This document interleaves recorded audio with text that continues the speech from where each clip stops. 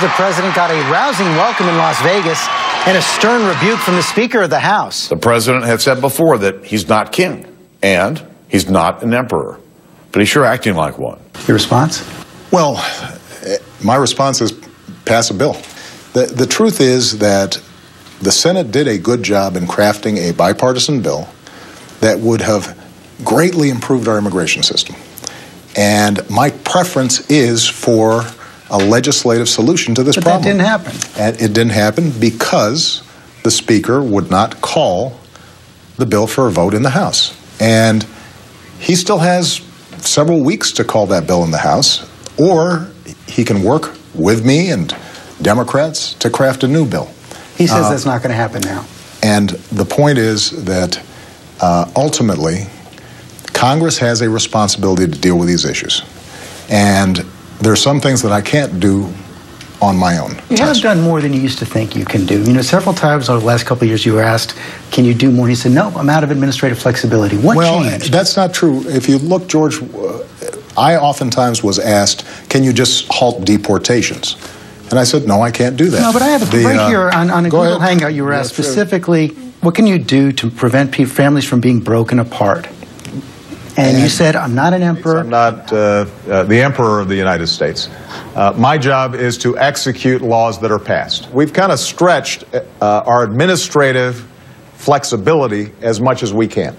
George, what is absolutely true is that we couldn't solve the entire problem and still can't solve the entire problem. But what we can do is to prioritize felons, criminals, recent arrivals, folks who are coming right at the border, and acknowledge that if somebody's been here for over 5 years, they may have an American child or a legal permanent resident child. It doesn't make sense for us to prioritize them when we know that we need more resources. But do you have the right to make that decision on your own? Absolutely. If you look, every president, Democrat and Republican, over decades, has done the same thing. George H.W. Bush, about 40% of the undocumented persons at the time were provided a similar kind of relief as a consequence of executive action. But in that case, there were bipartisan bills passed. They were acting after the bills were passed, not because Congress did not act. Well, George, I'm not sure that argues in favor. If Congress acted specifically and left something out, and then the president goes ahead right afterwards and does more than Congress agreed to, it's actually not different.